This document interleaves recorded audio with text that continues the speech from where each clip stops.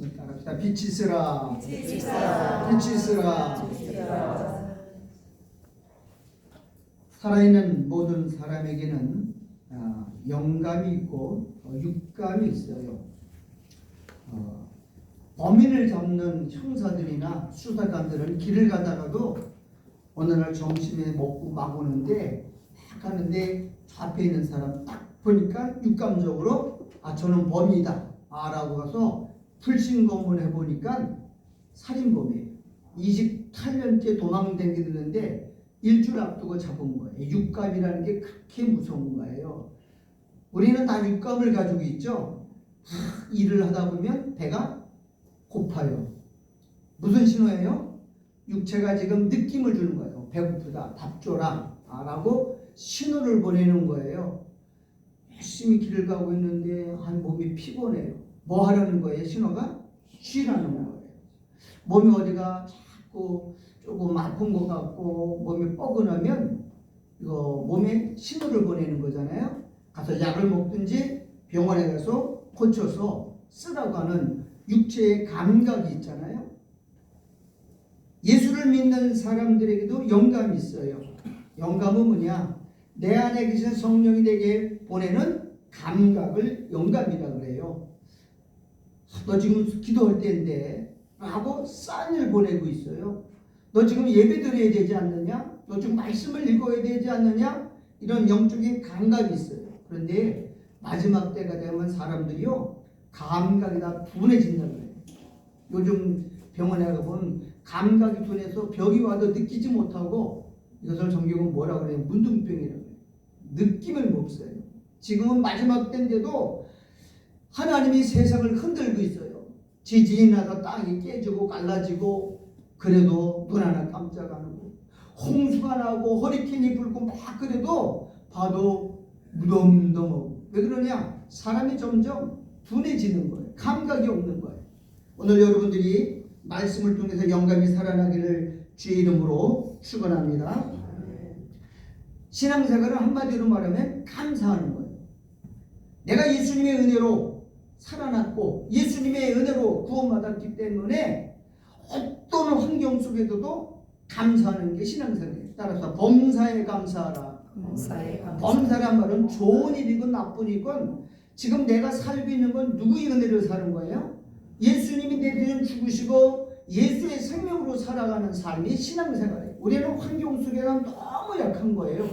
그래서 마지막 때가 되면 예수님이 올 때 믿는 자를 보겠냐라고 말하고 있어요. 자, 오늘 요한복음 12장 21조에 보면 아주 중요한 내용이 나오고 있습니다. 제가 읽을게 따라오십시오. 저희가 갈릴리 베스다 사람 빌립에게 가서 청하여 20절입니다. 명절에 예배하러 올라온 사람 중에 헬라인 몇이 있는데 저희가 갈릴리 베스다 사람 빌립에게 가서 청하여 가로되 선생이여 우리가 예수를 배우고자 하나이다 그랬어요. 자, 이 말은 아주 굉장히 중요한 말이죠. 하나님의 백성 선민 유대인들은 메시아가 왔지만 메시아를 알아보지 못하고 예수를 거절하고 이제 예수님을 십자가에 못 박아 죽이려고 합니다. 유대인에겐 더 이상 기대할 것도 소망도 없어요. 그런데 이방인들이 예수님께 지금 찾아와서 만나겠다고 청을 놓고 있는 거예요. 여러분, 이방인들은 유대인들을 상종 안 합니다. 만나지도 않아요. 대돼지 축받아요. 그래서 이 사람들도 헬라인들도 직접 예수님을 만나지 않고 청을 넣은 거예요. 쟤들 찾아서 혹시 우리 예수님 좀 뵐 수 있을까요? 한번 만날 수 있는 길을 좀 만들어 주시지 않겠습니까? 라고. 왜? 이방인과 유대인 만약에 예수님 직접 만나주면 유대인들에게 돌을 맞아 죽어요. 사람 취급 안 하고 이 짐승보다 못한 놈들을 어떻게 만나요? 그러니까는 딱 이 이방인들이 지금 제대에 와서 딱 빌립한테 와서 얘기하는 거예요. 그러니까 빌립은 자기 혼자서 이걸 처리할 수가 없어서 안드레한테 가서 의논하는 거야. 저 이방인 사람들이 이거 만나자는데 어떻게 해야 되냐 이거 그냥 예수님께 말해야 돼? 선생님께 말해야 돼? 둘이 의논하다가 자기도 안 되겠으니까 이제 또 가서 해가지고 예수님이 전달했어요. 그때 예수님이 한 말이 뭐 유명한 말이죠. 22절 보세요. 23절 예수께서 대답하여 가라사대 인자의 영광을 얻을 때가 왔도다. 이제부터 구원의 문제가 혈통의 문제가 아니고 이방인에게도 복음을 전파하는 이방인의 시대가 왔다라고 선언하는 거예요. 한번 따라합시다. 인자의 영광을 얻을 때가 왔도다. 그럼 인자의 영광을 얻을 때가 뭐냐? 예수님의 십자가 지는 사건이거든요. 왜 십자가가 하나님의 영광이 되느냐? 십자가는 사단의 머리를 깨뜨리는 사건이기 때문에 그래요. 자, 예수님이 죽으면 모든 인간들은 죽으면 다 음부가 삼켜버려요. 음부가 우리를 지배해버려요. 왜? 죄인들은 음부의 권세 앞에 죽음을 당할 수밖에 없도록 죄의 삭은 사망이기 때문에. 그런데 예수님은 오직 뭐가 없느냐? 죄가 없어요. 음부가 들어갔지만 음부가 건들지는 못하는 거예요. 그래서 예수님이 거기 음부에 들어가서 음부의 권세를 깨트리는 거야. 즉 사단의 뱀의 머리를 깨트리는 거야. 이걸 하나님은 영광이라 이렇게 표현했어요. 따라서 인자의 영광을 얻을 때가 왔도다. 예수님이 십자가에 돌아가시면서 사단의 머리를 깨트렸고, 그러면 우리는 어떻게 하면 하나님의 영광을 돌리냐? 우리도 하나님께 영광을 돌릴 기회가 있어요. 어떻게 하면 줘요? 나를 십자가에 내어 주는 거죠. 우리도 자아를 깨트리고 나를 죽여서, 나도 죽으면 뱀의 머리를 깨트리는 주님처럼 나도 뱀의 발을 밟아서, 꼬리를 밟아서 승리한 것을 지금 보여주고 있는 거예요. 여러분, 우리가 지금 굉장히 중요한 사건을 맞이하고 있어요. 왜 예수님이 십자가에 죽어야 되느냐? 죽어야만 살아요. 그래서 예수님이 오늘 28절에서 이렇게 말해요. 한 알이 미리 땅에 떨어져, 24절이죠. 내가 진실로 진실로 너에게 이르노니 한 알이 미리 땅에 떨어져 죽지 아니하면 한 알 그대로 있고 죽으면 많은 열매를 맺느니라, 그렇게 말하고 있어요. 예수님이 죽는 것이 이방인의 구원이에요. 자, 오늘 에베소도 한번 보겠어요. 여기 보세요. 제가 읽을게요. 그러므로 생각하라. 너희는 그때의 육체로 이방인이요 손으로 육체의 할례당이라 칭하는 자들, 유대인들에게 우리가 뭐라 그래 칭함을 받았느냐? 무할례당이라 칭함을 받은 자들이라. 저는 그것들은 할례 없는 족속이야. 저들은 할례 받지 않은 짐승의 짐승, 상대도 안 하고 같이 대화도 안 하고 밥도 안 먹었던 사람들이에요. 근데 2절 12절 그때 너희는 그리스도 밖에 있었고 외인입니다. 이스라엘 나라 밖의 사람이요 약속의 언약들에 대하여 외인이요 세상에 소망도 없고 하나님도 없는 자이더니. 정말 짐승이에요. 정말 사람 취급 못 받던 게 이방인이에요. 그렇게 유대 헬라인들이 와서 예수님을 감히 만나지도 못해요. 돌로 맞아 죽어요. 그래서 제자들에게 살짝 가가지고 뒤에다가 혹시 선생님 좀 만나려고 그러는데 다리 좀 놓아주셔서 한번 뵙고 싶어요 라고 하는 거예요. 13절 이제는 전에 멀리 있던 너희가 그리스도 예수 안에서 그리스도의 피로 가까워졌느냐. 여기서 피는 뭐냐? 십자가예요. 십자가의 피로 가까워졌다. 그럼 예수님이 죽는 사건은 바로 뭐냐? 유대인과 인간에 맡긴 담을 헐어버리는 거예요. 혈통을 헐어버린 거예요. 유대인들은 혈통의 민족이거든요. 우리는 아브라함의 후손이다. 우리는 혈통적으로 구원받은 사람이고 선민이고 택한 백성이다 그랬는데 예수님 그걸 다 무너뜨려버렸어요. 이제 이방인들도 혈통으로 구원받는 게 아니고 예수를 믿는 믿음의 의로 구원받는다는 것을 말하기 위해서 지금 그러는 거예요. 예수님은 두 가지를 허물었어요. 하나님과 인간이 원수관계였어요. 그죠? 하나님과 인간은 죄 때문에 원수였는데 예수님이 인간의 원수를 허물어버리고, 또 하나는 유대인과 이방인의 혈통의 장벽이 있었어요. 유대인들은 아브라함의 피를 이어받은 선민이고 핏줄을 가지고 있기 때문에 우리는 구원받아, 우리는 무슨 짓에도 구원받아라고 하는 혈통적 우월주의를 가지고 있었단 말이에요. 그런데 예수님이 혈통을 다 무너뜨리고 이제는 너희들이 유대인이기 때문에 선민이기 때문에 구원받는 게 아니라 예수를 믿는 믿음으로만 구원받는다라고 십자가로 만들었어요. 14절. 그는 예수 그리스도는 우리의 뭐라 그랬어요? 화평이다. 하나님과 원수된 걸 예수님이 십자가 피해서 다 제거했어요. 화평이시라. 둘로 하나를 만드사. 이제 하나님과 원수 관계. 그래서 예수님을 이렇게 말하죠. 화목 제물이라 그렇게 말해요. 자기의 몸을 들여서 하나님과 우리가 인간의 원수되고 저주받았고 심판 아래 놓여 있는 우리들의 심판을 다 담당하신 거예요. 중간에 맡긴 담. 이 담이 뭐냐? 하나님의 진노입니다. 하나님의 심판입니다. 이 담을 하시고 15절. 원수된 것 의민에 속한 계명의 율법을 자기 육체로 폐하셨으니 이는 이 둘로 자기 안에서 한 세 사람을 지어 화평하게 하시고.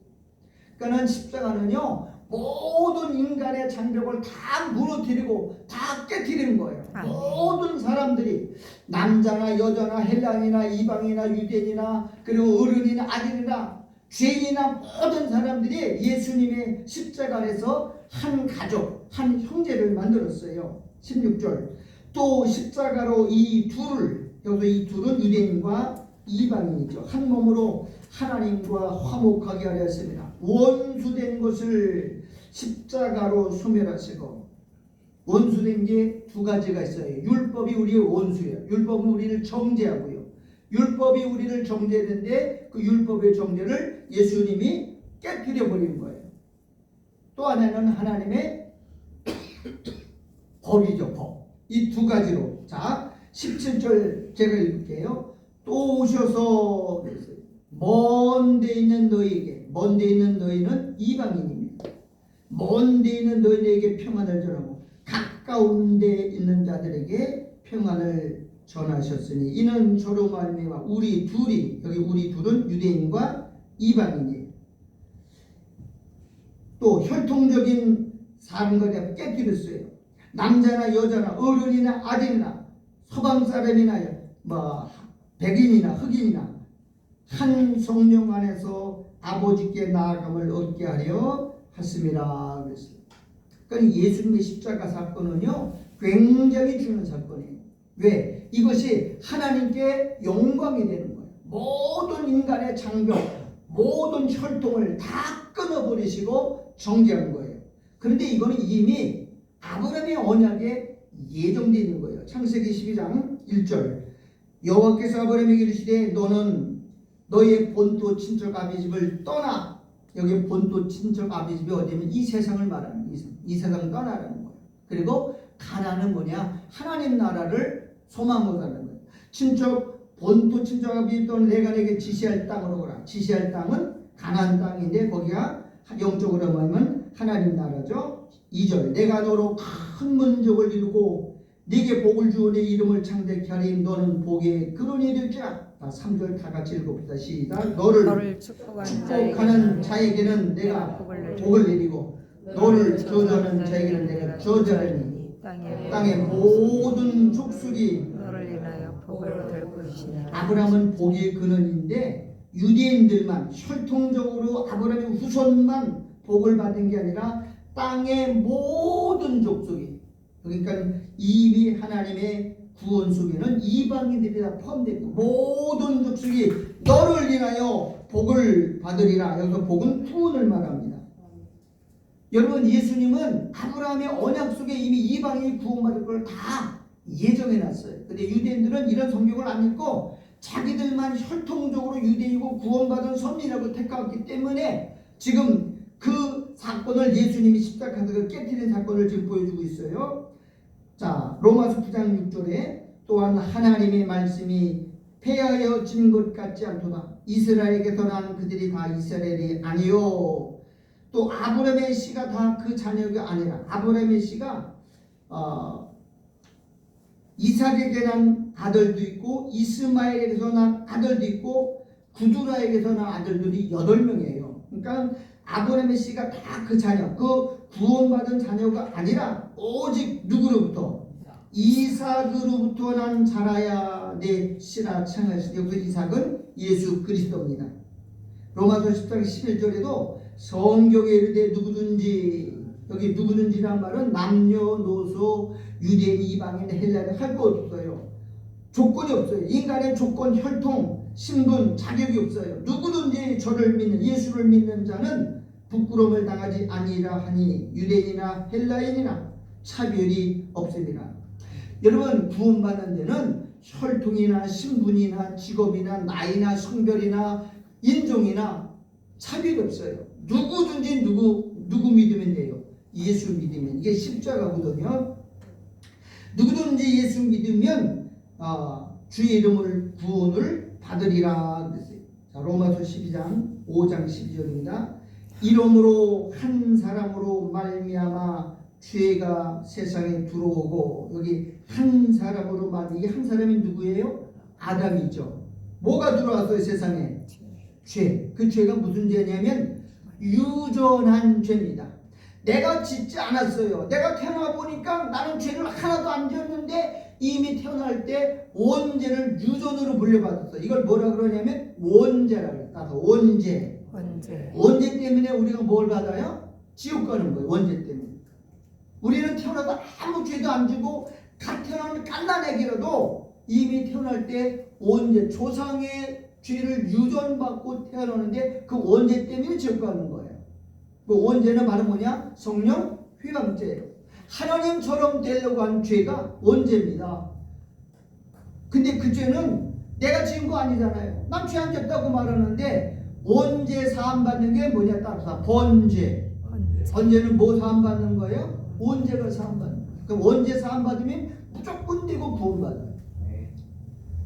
자, 여기 오늘 본문에도 똑같은 말이 나오죠. 자, 한 사람으로 말미암아 원죄, 성령 회방죄가 지은 죄가 세상에 들어오고 우리 안에 들어왔고요. 죄로 말미암아 그 원죄로 말미암아 사망과 하는 이와 같이 모든 사람이 죄를 지었으므로, 분명히 한 사람, 아담 한 사람이 죄 지었는데 성경은 누가 죄 지었다고 그래요? 모든 사람. 아담이 위에 모든 일은 아담이 우선이잖아. 한 사람도 예외 없이 모든 사람이 그 원죄를 지었으므로 사망에 모든 사람에게 이르렀다 그랬어요. 자, 19절. 한 사람의 순종치 아니함으로 많은 사람이 주인된 것 같이 한 사람의 순종하고, 여기 한 사람의 순종은 예수 그리스도입니다. 그 순종하시기 바로 십자가의 제물로 인류의 죄를 다 대속하신 그 사람을 말하죠. 많은 사람이 의인이 되리라 그렇게 말하고 있어요. 그러니까 지금 마지막 때가 돼서 사람들은 모든 것들이 다 섞어져요. 지금은 다 왜곡시켜요. 마귀가 역사도 왜곡시키고 정치도 복음도 진리도 다 왜곡시켜가지고 거꾸로 돌아가는 시대가 되어버렸어요. 여러분, 그때 하나님은 오늘 우리에게 이렇게 말합니다. 제가 그 서울의 어느 교회 갔더니 요한복음 21장 이렇게 써 있어요. 거기 이런 말이 있어요. 선생이여 우리가 예수를 배우고자 하나이다. 그리고 저 뒤에 프랑카드를 쫙 했어요. 모든 성도 일동 그렇게 써놨어. 그 무슨 말이죠? 그 교회 부흥 집회 하는데 부흥 강사 왔어. 근데 그 팬티에다가 이렇게 써놨어. 선생이여 우리가 예수를 배우고자 하나이다. 이렇게 써놨어. 그거 읽은 부흥 강사가 어떻게 느꼈어요? 응? 마음이 안 되지. 즉 모든 성도가 무슨 목사님 경험담이나 무슨 예화나 간증이나 세상의 TV나 뉴스 신문에 나오는 가십거리나 경제 이야기, 세상 돌아가는 이야기, 윤리 도덕하지 말고 예수 좀 듣기를 원한다라고 메시지를 쓴 거예요. 부흥하는데 그걸 왜 갖다 썼겠어? 하도 엉뚱한 얘기하니까 우린 좀 예수 좀 만나기를 원한다. 응? 예수 좀 듣기를 원한다. 그걸 거기다 써놨다니까. 그래서 그 목사가 부흥회를 못했대잖아. 중사는 다 뭐만 해요? 하나님 말씀 안 전하고 맨날 간증하고 맨날 외우고 뭐 도와가면 본 얘기 맨날 하는 거야. 그러니까 그 목사가 하나님 못하겠다고 그냥 보따서 갔대잖아. 예수를 알기를 원하는 거야 지금 사람들은. 예수가 생명이고요, 예수가 구원이고요, 예수가 능력이에요. 오늘날 진짜 마지막 때는 영적인 것이 없어, 육적인 거예요. 예수님 오늘 10장 20절에 유명한 말 했어요.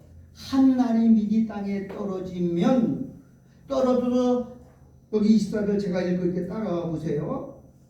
내가 진실로 진실로 너희에게 이르노니 한 알이 미리 땅에 떨어져 죽지 아니하면 한 알 그대로 있고 죽으면 많은 열매를 맺느니라. 예수님이 이 땅에 뭘로 왔어요? 한 알의 밀알로 왔어. 그런데 그 밀알이 땅에 떨어져서 죽지 않으면 그대로 있어, 그대로. 근데 죽으면 많은 열매를 맺는다 그래요. 참 신비한 곡에 있어요. 제가 농사를 좀 적어서 하는데 이 씨, 하나의 씨 안에는 씨는 세 가지로 구분이 되어 있어요. 내가 좀 호박씨를 심었는데 안 나더라고. 분명히 작년에 호박씨를 잘 말려서 났는데 안 나. 이상해서 내가 씨앗 묘중에서 이 묘를 삼면서 물어봤어. 그랬더니 사장님 그 뭐 잘못한 것 같아요. 뭐 그러니까 다시 가서 보자 했더니요. 끄트머리가 조금 깨져버렸어. 근데 그게 씨눈이야. 그래서 설명해 주더라고. 그분이 씨는 세 가지 되는데 내내 씨를 덮고 있는 껍질이 있어. 껍질을 벗기면 그 다음에 나오는 게 있는데 씨젓이 있어. 여러분 밥 할 때 밥 먹는 게 전부 씨젓이야. 씨젓. 그리고 맨 꼭대기에 씨눈이라고 있어. 그래서 쌀을 좀 여러 번 씻으면 씨눈이 떨어져. 그러면 씨눈에서는 모든 영양분이 다 있는데 그 밥은 뭐냐? 영양가 하나도 없는 개죽 먹는 거래. 그 사람이 그렇게 얘기하더라고. 그러니까는 씨앗은 제일 중요해. 씨눈이래. 호박 끄트머리 보니까 이렇게 오는 걸, 그건 내가 붙어 있는 거 띄면서 그걸 좀 띄었는데 그거 안 나더라고. 아이고, 그거 조그만 거 쭉 떨어졌는데도 그 씨눈이 떨어지니까는요, 거기다가 아무리 물을 붓고 뭐 영양을 주고 안 자라더라고. 야, 그러니까는 씨눈이 생명을 가지고 있어요. 그러니까 씨눈을 이게 싹을 튀고 열매를 맺으려면 껍질이 썩어야 되고 또 씨젖이 죽어서 썩어서, 그러니까 씨눈은 뭘 먹고 사느냐? 씨젖과 씨껍질이 죽은 거를 먹고 살아. 그래서 죽으면 뭐라고 그랬어요? 많은 열매를 맺는. 예수님이 죽어야 그 안에 있는 많은 생명들이 살아나고 구원받을 사람이 구원을 받는다는 거예요. 근데 한 알이 미리 썩지 않으면, 죽지 않으면 어떻게 된다고요? 한 알 그대로 있다는 거예요. 그걸 성경이 말하는 거예요. 여러분, 인간도 이 한 알의 밀알처럼 두 가지 기능을 가지고 있어요. 우리도 세 부분이 있어요. 영과 혼과 육으로 되어 있죠. 영혼은 뭐냐? 영은 뭐냐? 씨눈과 같아요. 혼은 뭐냐? 혼은 씨젖과 같고요. 그 육체는 뭐냐? 껍데기야, 껍데기. 씨눈이 흙과 만나면 흙에서 양분을 취해가지고 거기서 싹이 나오고 열매가 나와요. 근데 예수님이 이 하늘의 밀을 그렇게 비유했구나라고 하는 것이 참 오묘해요. 그러니까는 예수님은 씨앗이에요. 씨앗에는 뭐가 있느냐? 씨 껍질이 있고, 예수님 껍질은 육체잖아요. 그 안에 영이 들어가 있어요. 영이 뭐냐? 씨 눈이에요. 그 씨 눈이 그 씨 젖을 먹고 씨 껍질을 먹고 살아나서 수많은 열매를 맺는다고 하는 거죠. 그러니까 예수님은 죽어야 되는 거예요. 자, 여기 유인물 볼게요. 거기 요한복음 11장 52절 제가 읽을게. 또 그 민족만 위할 뿐 아니라 흩어진 하나님의 자들을 모아 하나가 되기 위하여 예수가 죽으실 것을 미리 말합니다. 여러분, 그의 대제사장인 가야바가 그래서 만약에 예수를 유대인들이 미워해서 저 사람을 잡아 죽이자, 예수를 잡아 죽여야 된다, 그렇게 말을 때 맞다, 예수가 죽여야 된다. 만약에 예수를 놔두면 로마인들이 와서 우리를 폭동을 일으킬까봐, 우리를 멸망시켜야 되니까 예수는 죽어야 폭동도 안 일어나고, 지금 오늘 이 52절처럼 하나님의 흩어진 하나님의 자녀를 모아 하나가 되기 위해서 죽으실 것을 미리 말합니다. 그럼 예수님 죽으면 뭐가 탄생하느냐? 따라서 교회. 여기 하나로 모아 온 세계에 흩어진 교회를 하나로 모으는 게 뭐냐? 교회입니다. 예수님이 죽으면 뭘 만들었어요? 교회를 탄생시켰어요. 교회는 예수님의 피값으로 세워진 몸입니다. 여러분, 예수님의 몸인 교회는 뭐 하기 위해서 만들어졌냐? 뱀의 꼬리를 발로 밟아 발등상 만들려고 한 거예요. 그러면 우리도 예수님처럼 죽어야 하나님께 뭐가 되는 거예요? 영광이 되는 거예요. 다시 말할게요. 성령이 충만해 주려면 내가 깨지고 부서지고 내가 완전히 죽어야 성령이 충만해요. 성령이 충만하면 마귀를 이겨요. 근데 내가 살아있으면 오히려 마귀가 더 강해요. 그래서 하나님은 우리를 날마다 십자가에 죽이는 방법으로 이끌어가요. 죽여야 하나님은 뭘 받아요? 영광 받는 거예요. 그러니까는 내가 살아있으면 마귀가 더 강해지고 내가 죽으면 성령이 깊숙이 스며들어서 나를 사로잡아서 마귀를 이기는 거예요. 그러니까는 십자가에 죽는 게 영광이에요. 바울은 이렇게 말해요. 나는 날마다 십자가에 못 박혀 죽노라 라고 말했어요. 그게 영광이에요. 예수님도 죽는 게 영광인 것처럼 우리도 십자가에 자기를 못 박아 죽이는 것이 사단을 심판하는 거고 사단을 이기는 놀라운 비밀을 지금 이 요한복음 12장 24절에서 말하고 있는 거예요. 내가 죽어서 아버지께 영광을 돌리는 것처럼 너희도 죽어서 영광을 돌리라. 그래서 한번 따라해서 육신의 생각은 뭐예요? 사망. 알기는 뚫어지게 자라. 그런데 육신을 그렇게 못 죽이는. 육신의 생각은 사망이고 육신의 생각은 하니까 온수가 되고 육신은 살아있는 동안 그래서 날마다 못 박으라고 그러는데 그게 안 되는 거예요. 근데 뭐가 없어서 그러느냐? 말씀이 없어서 안 되는 거예요. 말씀은요, 여러분 말씀이 떨어지면 반드시 성령이 그 사람을 죽음으로 이끌어가요. 자꾸 깨뜨리고 자꾸 부서뜨리고 자꾸 가루로 만들어서 가루가 안 되면 성령이 우리 안에 영에서 혼과 몸으로 스며들지를 않아요. 이 요한복음 12장 24절은 요한복음에서 가장 중요한 구절 중에 하나입니다. 자, 이제 25절. 자기 생명을 사랑하는 자는 잃어버릴 것이요. 근데 모든 사람들은 다 뭘 사랑해요? 자기 생명. 죽을까봐. 마지막 때가 되면요, 하나님을 사랑하는 것보다 쾌락, 자기 몸을 사랑하는 게 자기를 사랑하고 돈을 사랑하고 쾌락을 더 하나님보다 더 사랑한다고 그랬어요. 그러니까 죽으려고 그러진 않아요. 어떻게 하면 살려고 했었는데 그건 죽는 게예요. 여러분, 예수님은 이렇게 했어요. 나는 버릴 권세도 있고 취할 권세도 있다 그랬어요. 버릴 권세는 뭐예요? 내 육체를 버리는 거예요. 무슨 뭘 버려요? 육신을 버려야 영이 새로워지는 거예요. 성경은 이렇게 했어요. 그래서 역설이야. 살고자 하면 죽고 죽고자 하면 산다. 여러분, 절대 우리는 죽지 않습니다. 왜냐하면 영생이라고 하는 예수님의 생명을 가진 사람들이기 때문에 절대로 죽질 않아요. 그러니까 죽음을 겁내지 않는 거예요. 바울이 감옥에 가도 그렇게 좋아하고 두들겨 맞아도 굴어도 죽음을 두려워하지 않았던 것은, 죽음이 무섭지 않았던 것은 영생을 생명을 가졌기 때문인 거예요. 오늘 12장 25절은 아주 중요한 거예요. 우리를 향해 되면 내 생명, 자기 생명을 사랑하는 자는 잃어버릴 것이고 이 세상에서 자기 생명을 미워하는 자, 미워한다는 말은 죽이라는 거예요. 내 생명을 자아를 파쇄시키라. 미워하는 자는 어떻게 된대요? 영생하도록 보존하리라. 그렇게 말했어요. 껍질을 벗겨야 돼요. 뱀은요, 허물을 벗어야 삽니다. 허물 안 벗으면 죽어요. 우리 집 주변에 보면은 한 8월 달쯤 뱀이 언제 허물을 벗냐면 8월 초에, 8월 중순에서 가을 들어가는 그때 가면요, 가보면 이 나무 껍질에 이따만한 뱀 껍질에 막 간데 있어요. 이 허물 벗어요.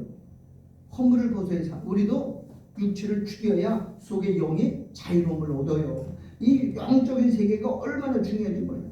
자, 26절 사람이 나를 섬기려면 나를 따르라. 여기 나를 따르라는 말은 뭐라는 말이야? 내가 십자가에 죽은 것처럼 너희도 십자가에 너희 자신을 못 박으라는 거죠. 아무든지 나를 따라오려거든 자기를 부인하고 자기 십자가에 지고 나를 따르라고 했어요. 여기서 말하는 건 뭐예요? 나를 따르라는 말 그냥 요즘 졸졸 따라다니라는 말이 아니에요. 십자가 지라는 말이에요. 많이 놓은 곳에 나를 섬기는 자도 거기 있으리니 어디 있어요? 부활의 영광을 사람이 나를 섬기면 내 아버지께서 저를 귀히 여기시리라. 우리가 오늘 부른 찬송이 496장이잖아요. 십자가 뭐라고 그래요? 무한 영광. 사람들은 왜 예수님이 죽는 게 영광인지 몰라요. 예수님이 죽으면 웅배에 가서 사탄의 뱀의 머리를 깨뜨리는 거예요. 지금까지 마귀는 사망 권세를 주고 있고 죄진 사람에게는 왕노로 됐고 죄진 사람은 사망으로 삼켜버렸는데 예수님이 웅배에 돌아가는데 삼키려고 보니까 죄가 없잖아. 그래서 예수님한테 한 방 머리가 깨진 거예요. 그리고 예수님은 뱀의 머리를 깨뜨리고 무덤에서 나오셨잖아. 그리고 나머지 뱀의 꼬리를 누구한테 맡겼느냐? 너도 십자가에서 죽어서 뱀을 발굴하고 우리에게 지금 요구하는 게 요한복음 12장 24절과 25절이에요. 27절 읽어볼게요. 지금 내 마음이 민망하니 예수님 마음이 심란해요. 무슨 말을 하리요? 아버지여 나를 구원하여 이때를 미련하게 하여 주옵소서.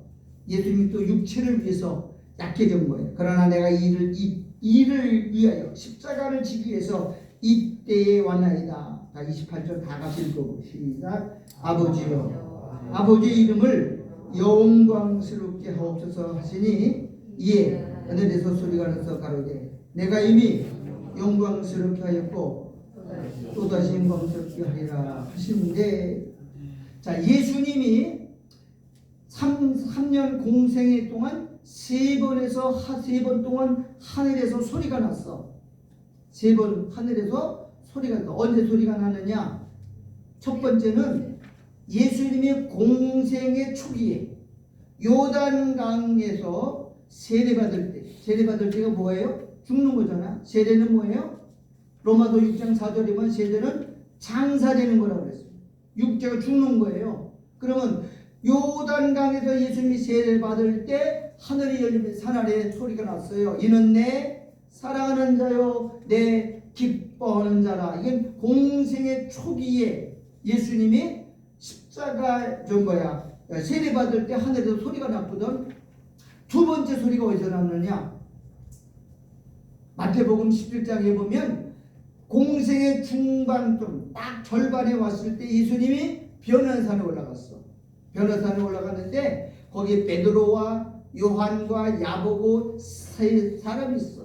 근데 그때 한 주제가 뭐냐? 한번 따라해. 예수께서 장차 별세 하실 것을. 그 별세가 뭐예요? 죽는 거예요. 지금 모세가 만나고 엘리야가 만나고 그러면 예수님 만나서 뭘 은혜느냐? 예수님 장차 별세 하실 거예요. 별세가 십자가예요. 그럼 자, 모세는 뭐 한 사람이야? 죽었다가 부활한 사람이고 엘리야는 살아서 승천한 사람. 이 사람들이 지금 예수님하고 장차 십자가 죽을 얘기할 때 하늘에서 소리가 났어. 이는 내 사랑하는 아들이요 내 기뻐하는 자니 저의 말을 들으라. 이 공생의 중간에서 나왔어. 그리고 마지막 이제 십자가를 앞두고 지금 명절이면 6월절 날, 그러니까 내일 모레 죽을 건데 지금 하늘에서 또 소리가 나는 거예요. 뭐라고 나왔어요? 29절 읽어볼게요. 시작. 곁에 서서 둘은 무리는 우리가 울었다 하고 또 어떤 이들은 천사가 저에게 말하였다가 하니, 여기서는 우레소리인지 천사 소리인지 분명치 않지만 분명히 무슨 말을 했느냐? 자, 28절의 내용이 나오죠. 이는 하늘에서 소리가 나서 가로되 내가 이미 뭐라고 했어요? 영광스럽게 하였고 또다시 영광스럽게 하리라 그랬어요. 영광은 뭐예요? 그만 두 번 영광이에요. 자, 내가 이미 영광스럽게 하였고, 그러면은 예수님 십자가를 통해서 하나님 영광 받는다는 거예요. 그죠? 근데 또 다시 영광스럽게 하리라, 이 말은 뭐냐? 교회를 통해서 사단의 뱀의 머리를 깨뜨린 예수님이 이제 교회를 통해서 뭘 하봐? 뱀을 빨등상 만드는 거예요. 그 여자가 지난 시간에 우리 배웠잖아요. 향유를 예수님의 머리에도 향유를 붓고 또 어디다 부었어요? 발에도 부었어. 그러니까는 예수님이 이미 영광, 예수님 십자가를 통해서 너 죽으면 하나님 영광 받아. 왜? 뱀의 머리를 깨뜨리는 거기 때문에. 그 다음에 그가 세운 몸된 교회가 또 한 번 영광스럽게 할 것이다. 그건 교회를 통해서 승리할 것을 또 한 번 얘기한 거예요. 교회의 사명은 뭐예요? 교회 크게 짓는 것도 아니고 교회 건축하는 게 중요한 게 아니에요. 교회는 뭐냐? 사단을 심판하는 일에 의해서 하나님 영광 받으려고 세운 거라고요. 그래서 성령 주신 거고요. 교회가 다른 거 하면 안 되는 거예요. 굉장히 중요한 말이 오늘 본문에 이미 하늘에서 소리가 나서 가로되 내가 이미 예수님 십자가에 못 박아 죽임으로 영광스럽게 하였고, 이건 예수님 죽으심을 말하는 거야. 근데 또 한 번 한다 그랬죠? 또 다시 뭐 할 거예요? 교회를 통해서 사단을 밟아서 발등상 만들어 또 한 번 영광 받겠다. 하나님은 소원이 하나밖에 없어. 하나님의 영광을 훼손하고 하나님의 영광을 찬탈하고 모독한 사단 심판에게 위해서 아들을 이 땅에 보내고 이 우주 만물을 창조하시고 하나님 우리를 구원하시고 우리를 통해서 교회를 세우신 목적은 하나밖에 없어요. 사단을 심판하는 거예요. 그게 하나님의 영광이에요. 그것 때문에 오늘날까지 시간을 오래 끄는 거예요. 근데 마귀는 지가 자기 때가 얼마 남지 않은 걸 알아요. 이제 마지막 때인 거라. 최후의 발악을 하고 최후의 모든 수단과 지혜를 동원해서 하는 일이 뭐니? 교회를 파뜨리는 거예요. 교회를 깨뜨리는 거예요. 교회가 지금 우리나라에 3만 5천 개가 죽었어요. 코로나 2년 동안 2만 개. 작년 23년, 24년 올해까지 1만 5천 개가 지금 죽었어. 개척교 싹 죽어버렸어요. 신학생들이 이렇게 말해요. 교회를 개척하는 건 무덤에 들어가는 거다. 죽는 거라니까. 안 해. 지금 없어요. 근데 교회는 세워야 됩니다. 교회는 살아있어요. 왜? 하나님의 성령이 역사하는 거예요. 세상 나라는 다 망해도 교회는 망하지 않아요. 왜? 하나님이 살아있기 때문에. 특별히 지금 이 시대가 다 죽어가는 거예요. 마귀는 교회가 없으면 세상을 다 이기는 것처럼 말해요. 여러분, 민주당이 이번에 22대 국회 개원됐는데 벌써부터 교회 폐쇄법을 만들고 있어요. 이놈들이 하는 일이. 마귀 새끼들이 걔네들 사람이 아니죠. 교회는 비생산적이라는 거예요. 여러분, 이북이 왜 망한 줄 알아요? 교회를 싹 없앴어요. 교회는 뭐 일하는 것도 아니고 뭐 만들어내는 것도 아니고 무슨 비생산이라고 싹 죽이는데 이북이 다 굶어 죽은 거잖아. 여러분, 교회가 살아야 세상 경제가 돌아가는 거예요. 뭐 영적인 것 세계를 모르는 거예요, 사람이. 이 세상은 보이지 않는 세계로부터 공급받는 겁니다. 그래서 시브리 8절에 보이는 것은 보이지 않는 것으로 말미암았다고 그랬잖아. 이 세상은 여기서 스스로 생산해내는 게 어디서 오는 거다? 하늘에서 오는 거예요. 하나님. 하늘에서 비를 주시고 하늘에서 햇빛을 주시고 하늘에서 열매를 맺게 하는 거죠. 여러분, 하늘에서 햇빛 주고 비바람 그리고 비를 내리지 않으면 다 죽어요. 다 누가 주는 거예요? 하늘에서 주는 거라고. 근데 사람은 그걸 모르는 거야. 하나님은 지금도 우리와 같이 살아서 이 땅의 교회를 통해서 하나님의 일을 주관하세요. 네. 여러분, 교회는 하나님의 역사를 보여주는 기관이에요. 자, 이 히브리서를 읽고 마칠게요. 자, 히브리서 찾으세요. 히브리서 11장. 이게 믿음장이라고 그러죠. 1절. 히브리서 11장 1절. 다 같이 읽어봅시다. 히브리서 11장 1절. 시작. 믿음은 바라는 것들에 보지 못하는 것들의 증거니. 자, 믿음은 뭐냐? 바라는 것들. 바라는 게 뭐냐? 소망이에요, 소망. 여러분, 보는 걸 누가 바라겠어요? 보이지 않는 걸 바라는 거예요. 바라는 것의 실상이고, 그 다음에 보지 못하는 것들이 뭐야? 영적인 거죠? 눈에 보이는 건 다 육적인 거예요. 이 세상에 있는 모든 만물은 다 보이는 것 드는 걸 육족이라고 그러고 이걸 만물이라고 해. 그럼 보이지 않는 세계는 한번 뭐예요? 영적인 것이고 만유라고 그래. 있기는 있지만 보이지 않아. 그럼 보이는 것들을 증거래요. 그럼 보지 못하는 것들을 증거하는 게 믿음이야. 여러분 우리가 세상 것을 바라는 건 그건 믿음이 아니에요. 보이지 않는 세계, 보이지 않는 예수님 다시 온다는 걸 믿으세요? 그게 우리가 믿음의 증거. 2절 시작. 믿음으로 2절 선진들이 이로써 증거를 얻었느니라. 많은 선지들이 보이지 않는 세계가 있다는 걸 알고 죽음을 두려워하고 고난받고 핍박받고 왜 로마 초대교회 로마 사람들이 그렇게 굶주리고 근데 지하 카타콤에 들어가서 신앙을 지켰어요. 보이지 않는 세계가 있다는 걸 알았기 때문에 죽으면 영원한 나라가 있다는 것을 알았기 때문에 죽어도 찬양 부르고 죽어도 불태워주면서 하나님을 높이고 했던 이들은 증거를 삼은 거예요. 3절 다 같이 읽어요. 시작. 믿음으로 모든 세계가 말씀으로 지어진 줄을 우리가 아나니 보이는 것은 눈에 보이는 이 세상은 육신의 세계, 물질의 세계는 이 세상에서 나타난 것으로 된 것이 아니라고 했어요. 어디서부터 생긴 거야? 보이지 않는 세계로부터 온 거예요. 그게 뭐냐? 말씀으로 지어졌다는 거예요. 말씀은 보이는 거예요? 보이지 않는 거예요? 보이지 않는 거잖아요. 영으로 세워진 거예요. 이 세상 만물은 뭘로 창조된 거냐? 영으로 창조된 거예요. 말씀. 태초에 뭐가 계셨어요? 이 세상이 있기 전에 뭐가 있었어요? 말씀이 계셨잖아. 그 말씀에 의해서 이 세상 보이는 세계가 다 만들어졌고 다 창조됐고 지금도 유지되고 있는 거예요. 근데 사람들은 이 세상이 저절로 세워진 것처럼 저절로 만들어진 것처럼 착각하고 있어요.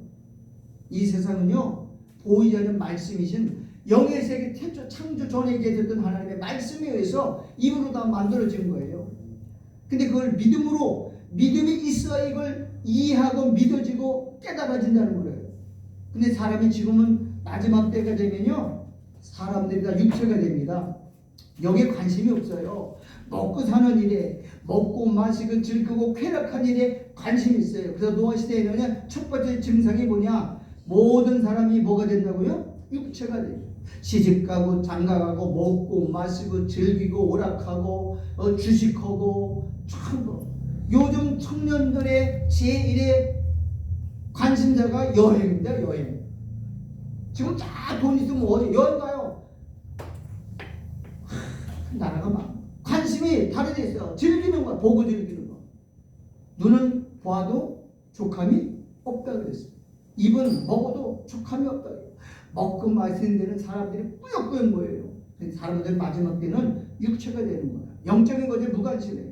여러분 육체를 대로 살면 죽어요. 옆 사람이 한번 이렇게 말. 영감을 살립시다. 집에 있는 영감 말고 영감을 살려요. 영적 감각을 살려야 살아요. 영적 감각이 살아나야 사는 거예요. 내가 첫 시간에 영감이 있고 육감이 있다. 육감도 다 죽었어요 지금. 영감이 살아나야 돼요. 그래야 영적 감각이 살아나 육이 살아나는 거예요. 여러분 영감을 통해서 보이지 않는 세계를 믿음으로 살아가는 저와 여러분 되기를 주 이름으로 축원합니다. 하나님 아버지